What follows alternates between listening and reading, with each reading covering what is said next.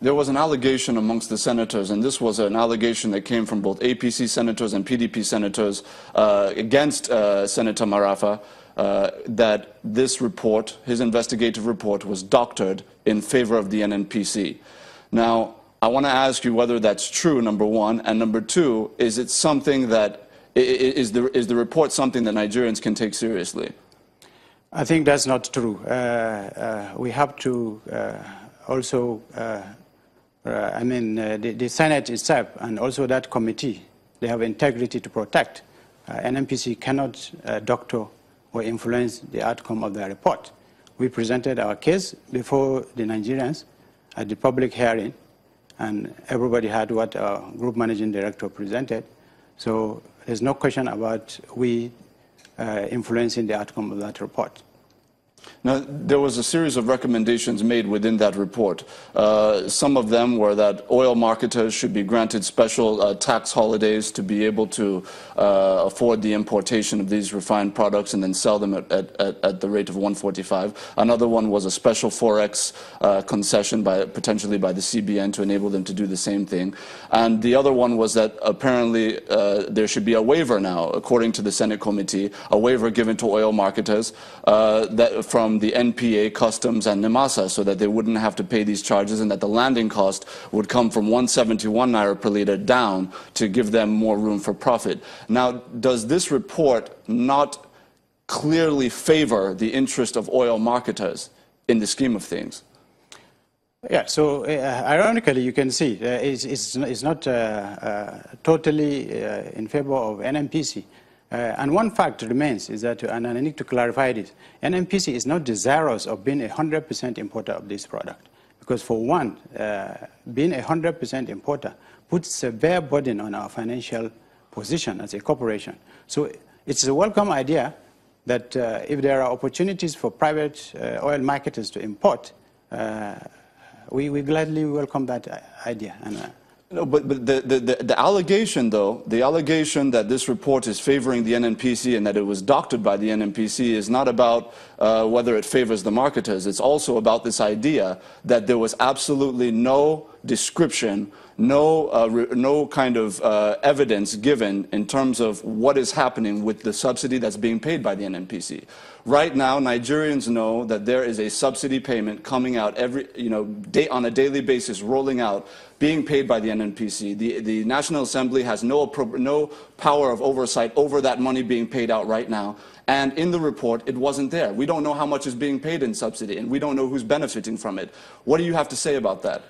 For us, it's not a question of subsidy. We don't know anything about subsidy because it was not budgeted for.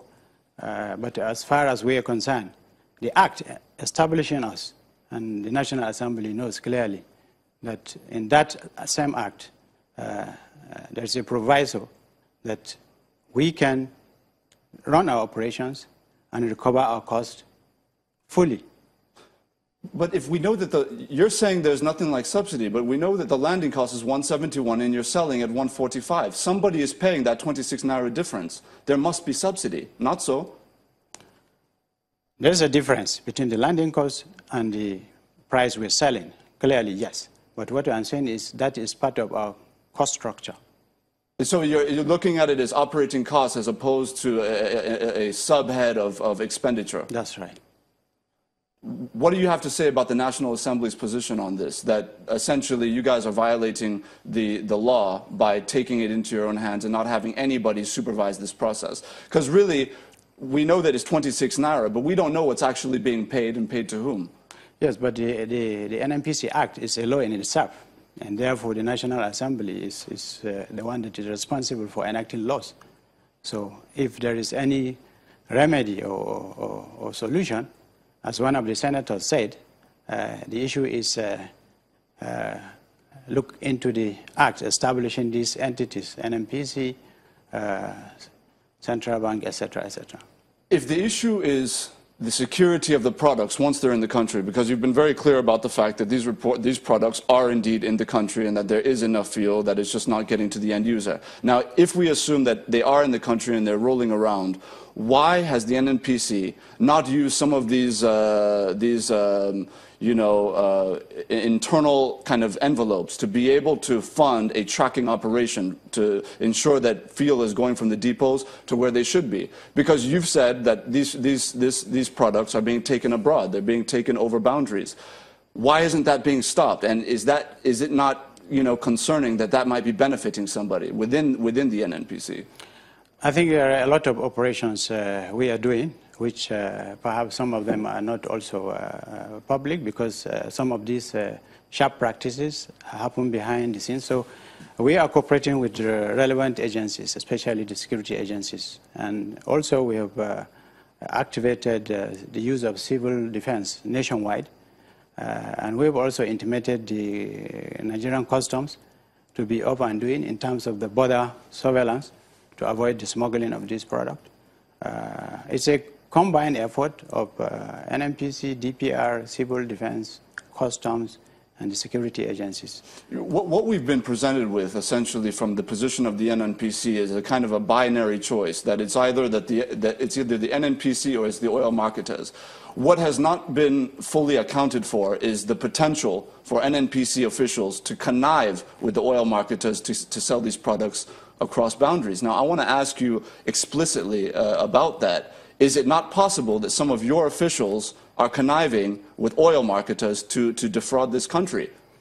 In any organization, there could be bad acts, but I have written personally to all the marketers to say, please do report. We have given them numbers and my own numbers. Report any sharp practices involving any of our staff, and we will clearly show you an example, because we have the provisions under our employment guidelines to sanction or fire anybody that is involved in such practices. One of the recommendations of Senator Marafa's report, and it was actually the fifth and final recommendation, is the total deregulation of the PMS market and the kerosene market. Is the NNPC looking seriously at that, and are they in view of some of the factors that you've mentioned, you saying essentially that this lay at the feet of oil marketers and their abuses, is there a need to now deregulate, and is that something you're considering? I think that's a decision for the government to take. At the moment, the government has directed us that there's no room for price increase, and therefore it is not in the plan to have the PMS deregulated at this time. One of the suggestions is that if there's a double pricing regime that is established, whereby oil marketers are able to essentially sell the product at whatever rate they want to sell it at, the NNPC can continue to sell at 145, and it's just left like that. Is that something that you're considering? A dual market? Not at all, because that is a recipe for disaster.